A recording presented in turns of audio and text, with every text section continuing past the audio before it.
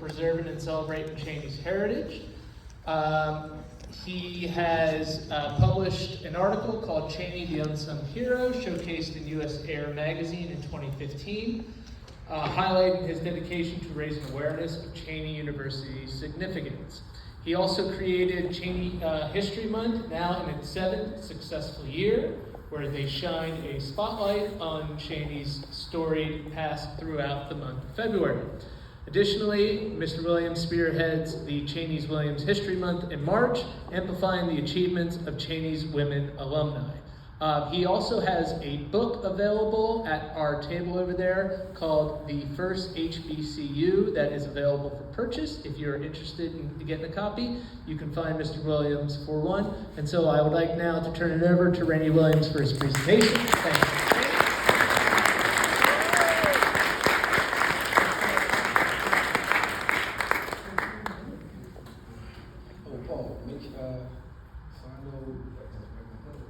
Yeah, just for Francis. Thank you, Francis.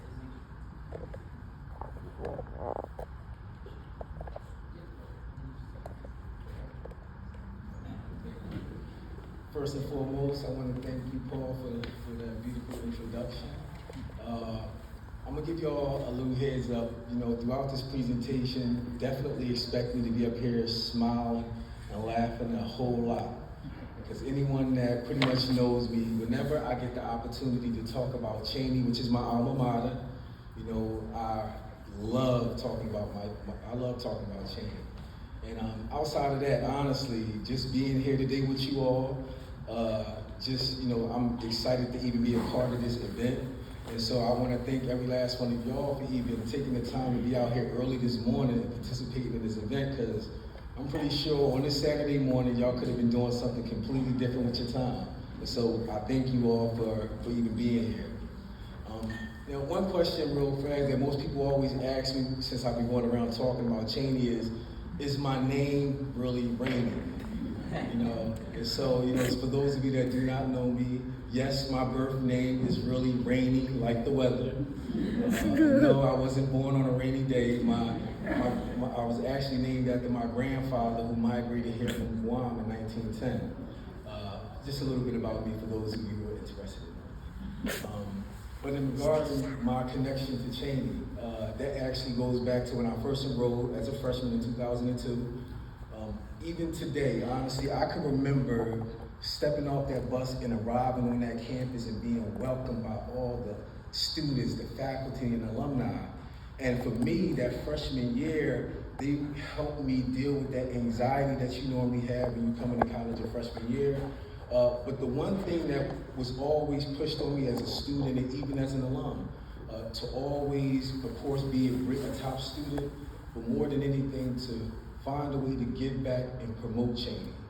And so for me, while on campus, I played on the basketball team, I ran cross country, I was a part of the Art Honor Society, I also was a part of the weekend cleanup crew. I pledged my fraternity, and then I graduated in 2008 with my degree in psychology. And so for me, I had an amazing Cheyney experience. And I also remember when it came time to graduate, I was a little nervous. Just the thought of having to leave the college life behind. But the one thing for me that I realized when I got that degree was that ultimately I knew I was leaving Cheyney with more than just that degree. And so for me, I always tell people that, I am who I am today in a way because of Cheyney. I'm proud to say that I'm Cheyney made. And understand that for me, that's not just some slogan, that is my truth. And there are a few Cheyney alumni in here today, and they'll tell you, as a Cheyneyite, I do believe that Cheyney is in my spirit. And I believe that Cheyney is in my purpose. And honestly, hopefully from today's presentation, you'll also see that Cheyney is also in my story, okay? And because of that, I will always continue to love this university, and I will promote it. And more than anything, I want to do my best to try to get others to also understand why I believe that Cheyney matters to all of us. And so again, I'm excited to be here with you all today. And I hope that y'all are also excited because listen, I didn't travel all this way from North Philly to just talk to you all about any old university, okay? Today, I'm really going to talk to you all about the history of a living, breathing legacy. You know, an institution that actually carries the weight of most of Black history. Today, I'm going to talk to you all about Mother Cheyney.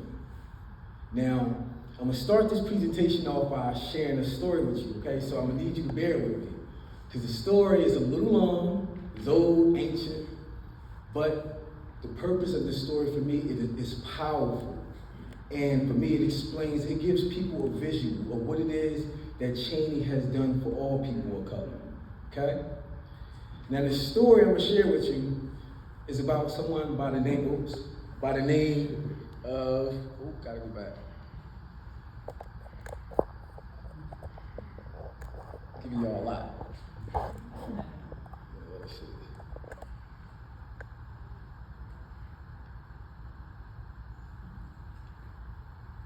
My clicker.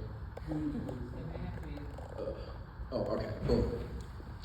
All right, so the story I'm gonna share with y'all is about someone by the name of Prometheus.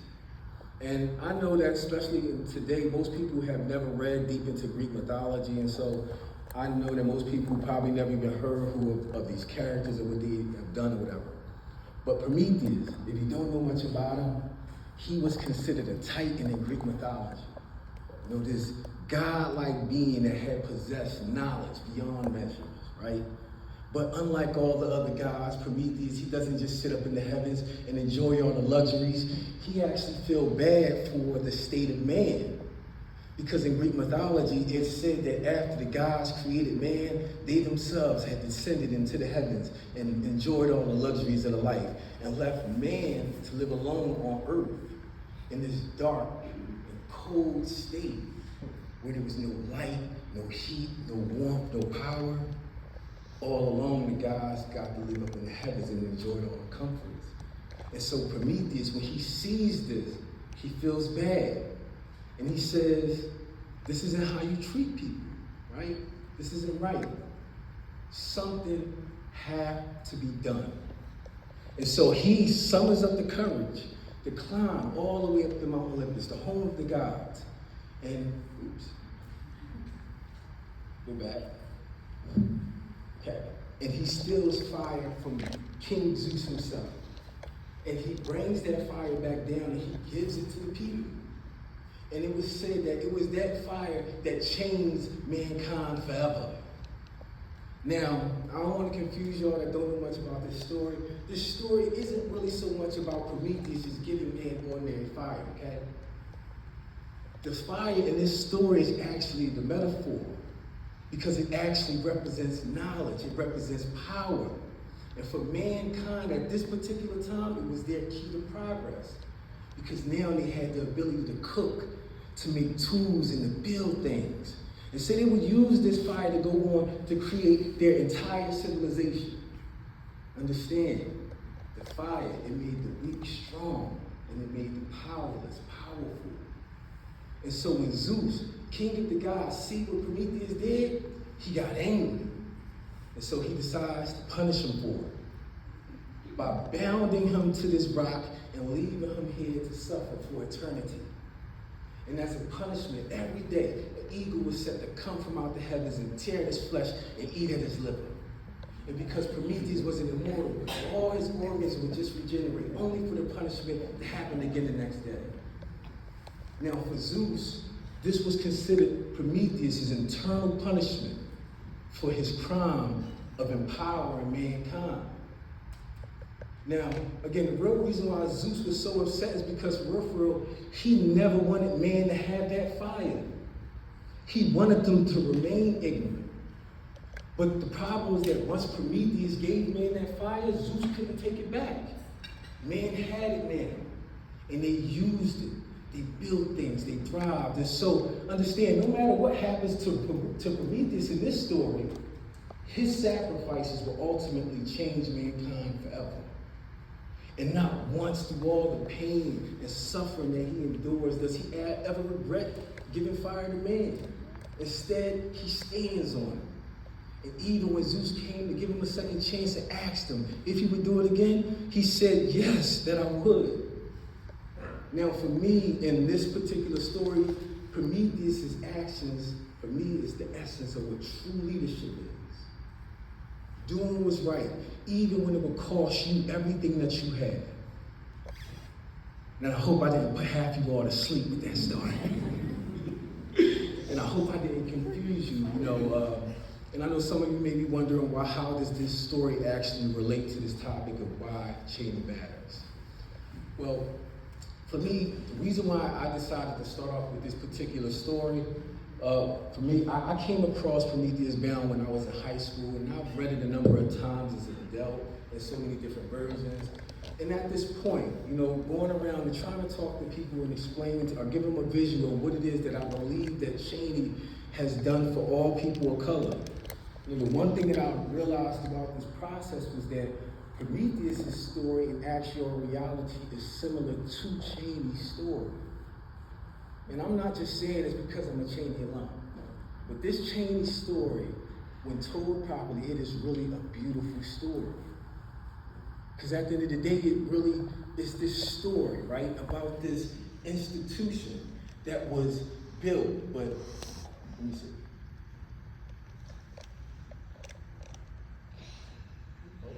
Ooh, giving y'all way too much. Okay. So this Cheyney story, right?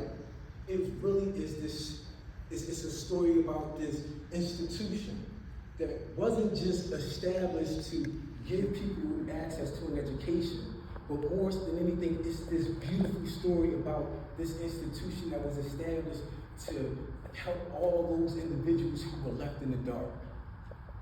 This Cheyney story, for real, it really is a beautiful story about this institution that despite every obstacle it had to endure, every punishment, every attempt to close it, destroy it, and even discredit it to this day, 189 years later, continues to shine bright. Because just like Prometheus, Cheyney over these years doesn't just hand out an education. She gave people of color access to something that society never wanted them to have, which would ultimately be giving them access to higher education. And so, when we talk about Cheyney, right, understand we're not just talking about Cheyney being the first HBCU by number. And we are definitely not debating with anybody from Lincoln about who gave out the first degree. Okay? Understand, our story is so much more deeper than the degree.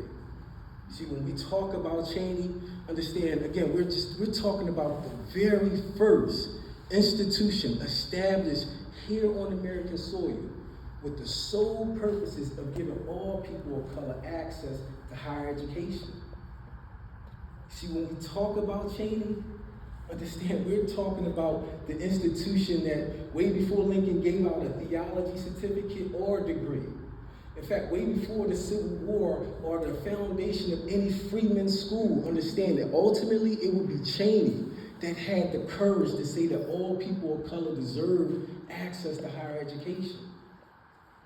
See, when we talk about Cheyney, even compared to all these other HBCUs that may be thriving with these huge campuses and these huge endowments, and you look at Cheyney today and be like, it's a small institution that don't nobody really know about. Understand this, that it was that small institution that actually planted the seed of black intellectualism right here in America's soil.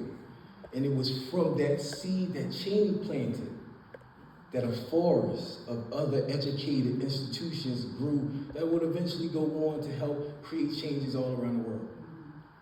Now, for me, again, I believe that Cheyney matters to everyone, not just those of us that have attended the institution, right? And at times, most people can't really see that, but in order to really understand, right, what I mean when I say that Cheyney matters to every last one of us in some way, we have to go back and get an understanding of what happened during that period that we all usually hear talking about, which is that era of American slavery. In order to really understand Cheyney's purpose, we kind of have to understand what was going on those plantations.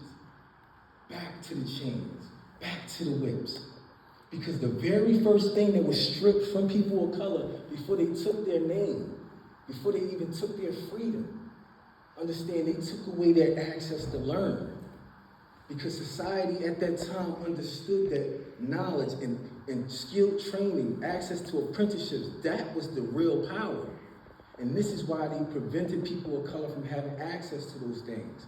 Only allowing them to have access to the basics, which was reading, so that they'll be able to read the Bible, so ultimately, so that they can accept their roles as slaves. And math, just enough to be able to count what they made for that day or know what they picked for that day, but never enough information that was going to allow them to think critically or to be able to challenge this system of slavery. And definitely not enough information that was going to allow them to see themselves living in a life outside of slavery. Now, if we were to go off a timeline, right, and we were to start that timeline with Nicole Hannah-Jones' 1619 project, in which she says that the first 20 or so indigenous Africans were brought here in 1619, right? And again, they were brought here as indentured servants, which meant that they weren't slaves, and after they got finished serving their time, they most often were freed and given some land. Well, in 1631, Virginia passes the first law actually no longer recognizing indentured servitude and fully recognizing chattel slavery. And after that, they began passing laws after laws after laws, preventing people of color from having access to being able to purchase land, to be able to marry, to be able to carry a firearm, And then right after that, you have Harvard established in 1636, followed by William Mary in 1693, followed by Yale in 1701. And so 180 years would go by before a person of color was even given the opportunity to attend any of those colonial schools, and that would be John Chambers in 1799. And there's no records of him even completing, but he attended. And he actually attended what is now is called Wayne Lee University. But by the 1830s, education pretty much was broken up into two categories. Education was broken up into two categories. There was common education and then there was higher education.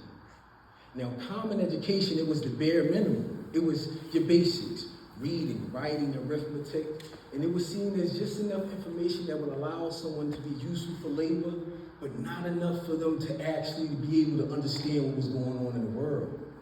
And again, this was the only form of education that people of color had access to.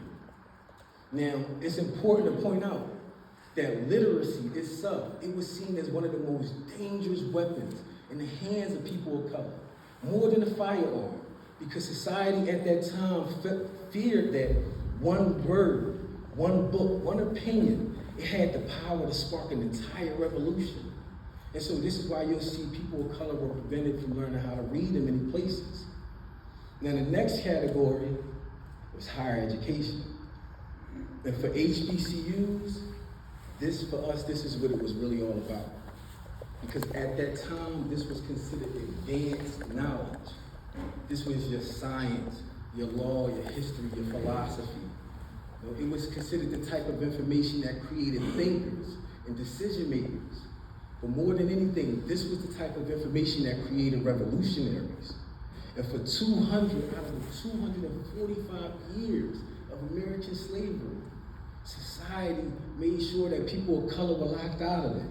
Because they understood, as Frederick Douglass once wrote in 1827, that once a person of color acquired the ability to read, then ultimately they would no longer be fit to remain a slave. And so again, this is why house. My fault.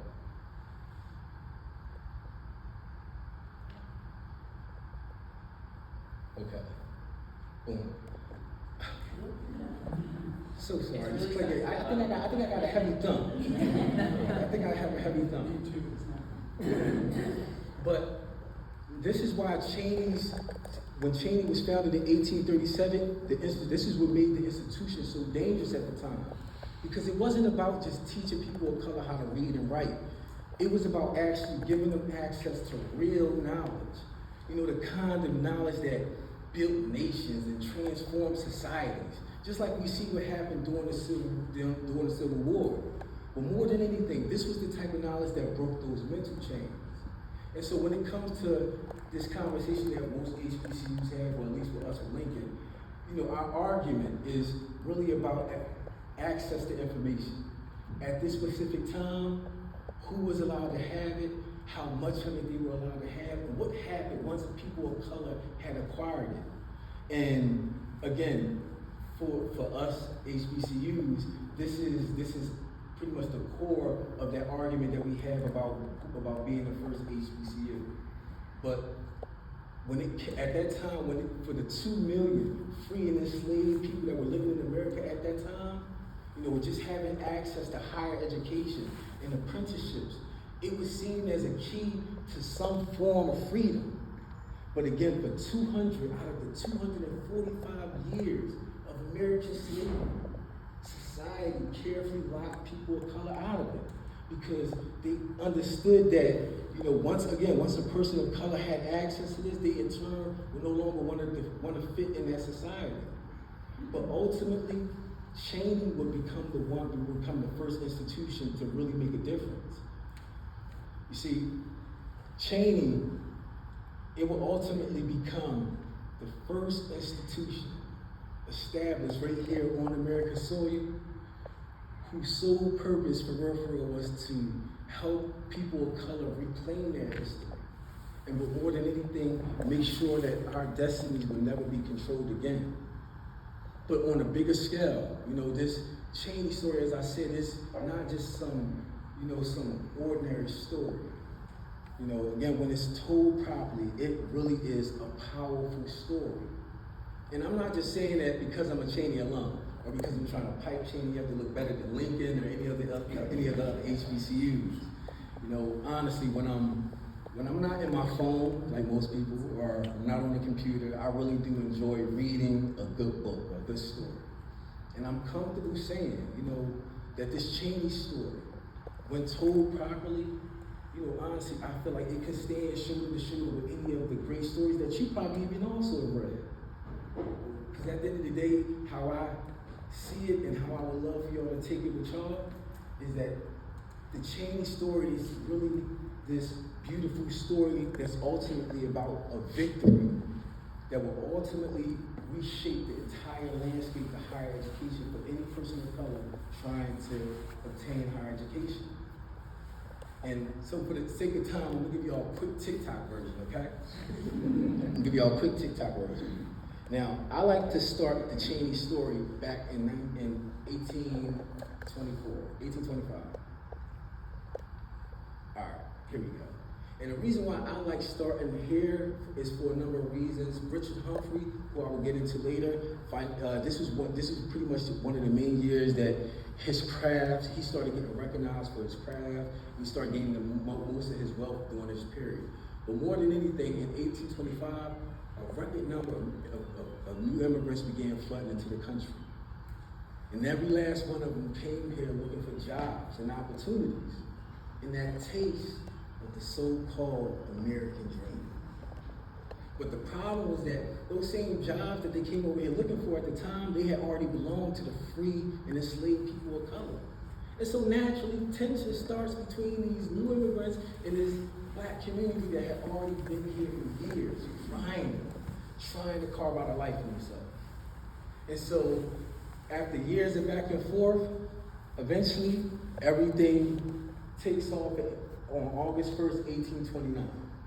And now these same immigrants that once wanted to compete for jobs, now they just wanted people of color out the city.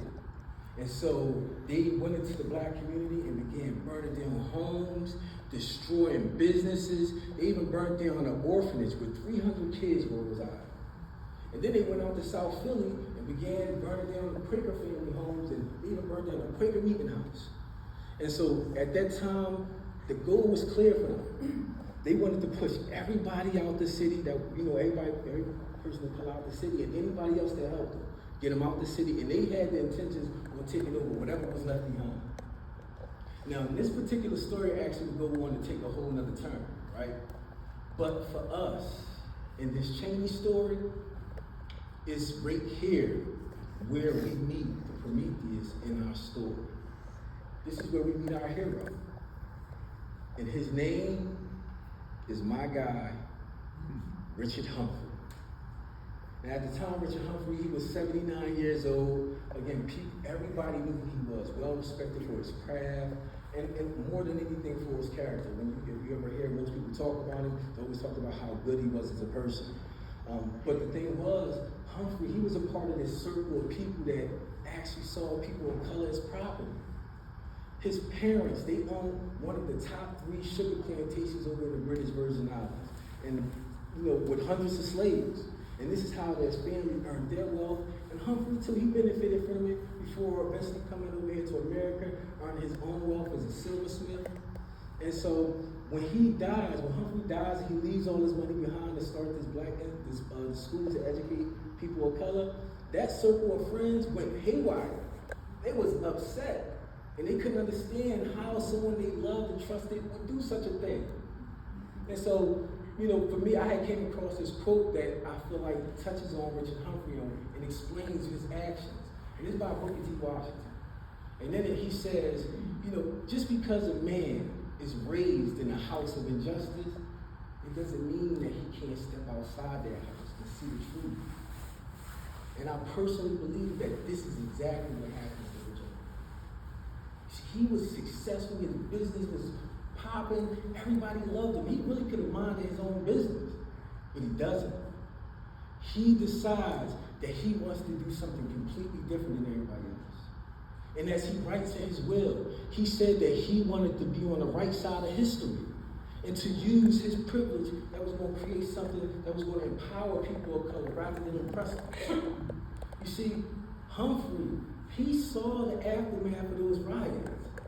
He saw all the wounded people on the streets, all the homes and businesses burning. He's seen the entire city in smoke. And just like Prometheus, he says, this isn't how you treat people. Something had to be done. And at this point, it's beyond just giving out food and shelter. Humphrey understood that we needed a different type of power. And that power will ultimately be giving people of color access to higher education and apprenticeships. And so yes, just like Prometheus, who stole that fire from the gods and gave it to humanity as this tool for survival, for us, it would be Richard Humphrey who uses his wealth to steal this fire of education from this racist society and gave it to all people of color, something that society never wanted them to have at that time. And so understand, February 25th for us, 1837, is not about Cheyney being established as any old institution. You see, Cheyney, for real, the school itself is a revolution because it was established as a direct challenge to the system that was designed to keep all people of color powerless and ignorant. It wasn't about just teaching blacks how to read and write. No, it was about arming us with the weapons that we needed to be able to fight back against this system that was just bound to keep us oppressed. And so after the riots, Humphrey, he makes a bold move and he goes and he changes his will. And so when he dies on February 25th, 1832, it's read that he leaves behind 10% of his estate, which was $10,000, equivalent to $400,000 today, but not for food and not for shelter, for something even more powerful, which was giving people of color access to higher education. Now, before Humphrey died, he talks to 13 of his closest friends, right? People that he actually entrusted this dream with. Understand, Humphrey did not just leave all this money in anybody's hands. He wasn't just looking for people that were going to be sitting around talking, debating about change. He wanted real heavy hitters to carry out this idea. People that he knew that understood the mission and wasn't afraid to fight and maybe even die for it. And I'm going to tell you something. These 13 individuals, they were not just Quaker by name. These were some of the most radical men of that time. They were the ones that were out there protecting African Americans from being kidnapped and sold in the South. They were the ones out there fighting for laws to be passed so that people, African Americans, can have access to some form of freedom. They were the ones out there already establishing those early institutions, making sure that people of color already had access to at least the basics. And so, in this Cheyney story, if Richard Humphrey is our Prometheus, the one that had used his wealth to steal this fire of education from this racist society, then these 13 friends of his, ultimately, they will become the torchbearers in our story. Because they would be the ones that take that fire from Humphrey and protected it, guided it, and spread it, making sure it didn't burn out before being able to ignite real change. And so in the HBCU story, I like to consider them as the first revolutionaries. The ones that took that fire to light the path of higher education for all HBCUs. Now, the one part of this Cheyney story that touches all people of color is the period that happens after Humphrey's death, which is, I call it the 5-year battle. Because in this period after Humphrey's death, what was supposed to have been a simple legal battle to prove the legitimacy of the will, eventually turns out to be a 5-year legal battle to, as they considered it, to prevent people of color from having something that could empower them. Crazy. What was supposed to have been a simple legal battle to prove if Richard Humphrey was the one that wrote out this will, eventually turned into a 5-year legal battle to not only just define Black excellence, but to also rewrite the curriculum of higher education for people of color. And so what would eventually happen is, again, after Humphrey dies, that everybody in Philadelphia had heard about all this money that he was leaving behind to give people of color access to higher education. They went crazy. They couldn't believe it. And so people came out of the woodworks to try to legally challenge the will. But again, these 13 friends of Humphrey, they weren't just some ordinary people. They fought it to the death. They was not going to sit by and just let their friends' vision, dream just die like that. And what's so sad, and when you get the opportunity to read some of their diaries, they caught hell. They caught hell for it. Some of them were violently attacked. Their property was vandalized, and some of them were even pushed out of their families. And the crazy thing is, it wasn't just what was going on in Philly. You see, after the Nat Turner Rebellion in 1831, just giving people of color access to higher education just was dangerous overall.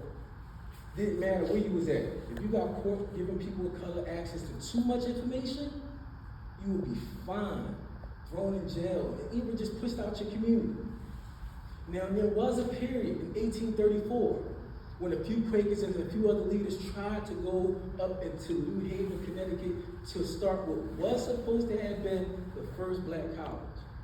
But when the people in New Haven found out about this grand idea of starting a Black college not that far from Yale, they had called an immediate town hall meeting with over 700 people who attended. And they told the governor if they brought a Black college up there, they would have burned down the entire town.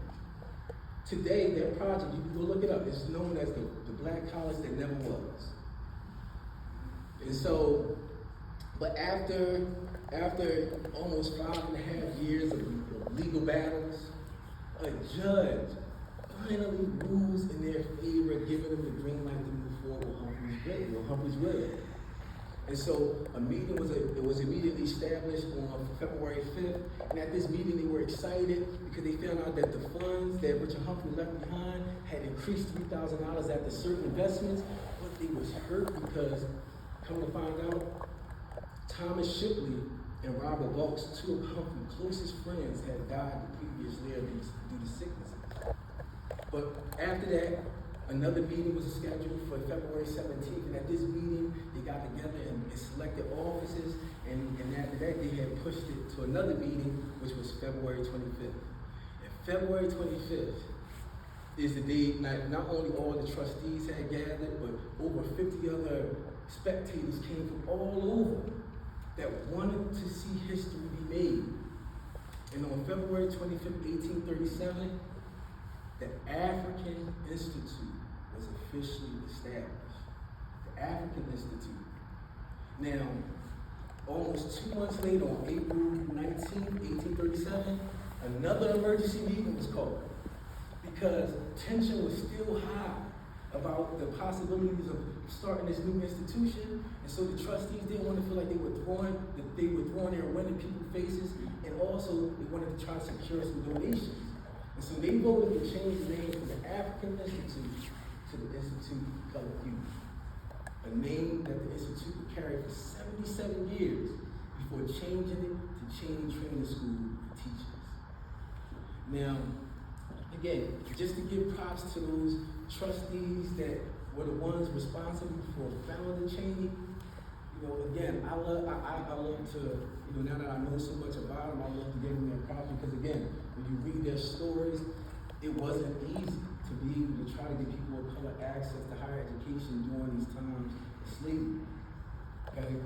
Now, just to go back to the story that I shared with you all about Prometheus and how I said that after he stole that fire and he gave it to mankind used that fire as a tool for their survival. Well, after Cheyney was established, that's exactly kind of what happened with the black community.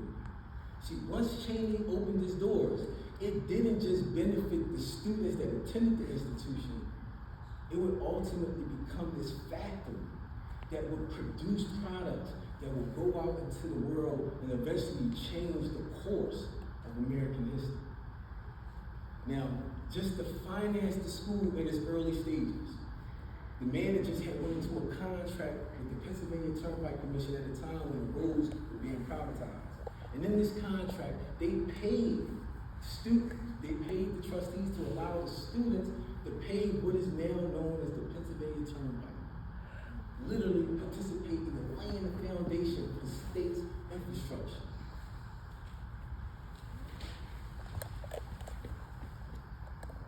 And beyond that Cheyney fire even burned into the Civil War era with products from Cheyney like Octavius Catto, Ebenezer Bassett, and Jacquard White, who pushed for black enlistment during the Civil War because they believed that their participation in the war would eventually lead to some form of freedom.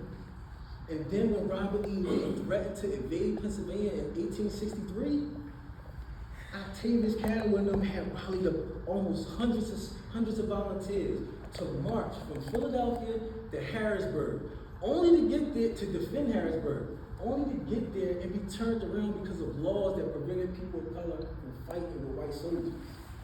But then they came back to Philly and they established Camp William Penn, where nearly 11,000 black soldiers trained and who would eventually go on to prove through their blood and sacrifice that they were just as American as anyone else.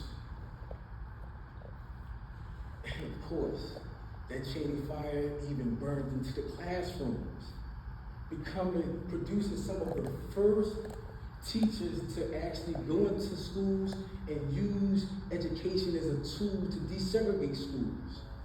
And then in between 1849 and 1870, the students that completed Cheyney, they didn't just go out to the community to become teachers.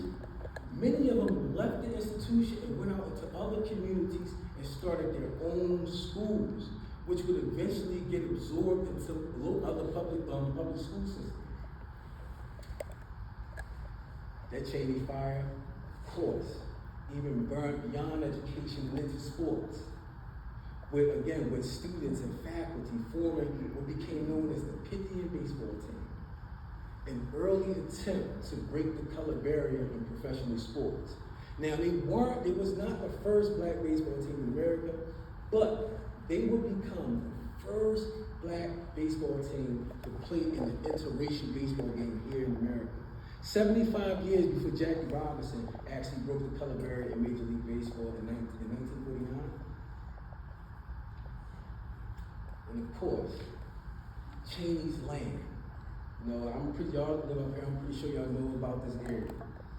Even the land itself, it is full of history. As we know, before William Penn area, it was once the home of the Lenape Native Americans, literally. And then in the early 1700s, 1,500 acres was purchased by the Cheyney family. And out of that 1,500 acres, you have one house that was built in 1805, known as the Glen Burnie House, which was a house used as a stop during the Underground Railroad from 1820 to 1860. And in this particular house, there's actually a tunnel that when they came in, is right here, and right here is a ventilation system where once they that allowed them to breathe. And also in the middle of the campus, we have another house which is called the Melrose Building, which was built in the late 1700s. And in this house, Mary Cheyney lived, who becomes the first white doctor in Westchester. And then outside of that, of course, parts of the land was once owned by my guy, Squire Thomas Cheyney, the man that saved George Washington's life during the Battle of Brandywine, and was personally selected to go ratify the Constitution of Pennsylvania in 1778. And so yes, today, we carry the Cheyney name, but the legacy of the institution, that belongs to all of us, all the students and alumni that walk those Cheyney paths and carry that Cheyney fire. And so let me remind you all that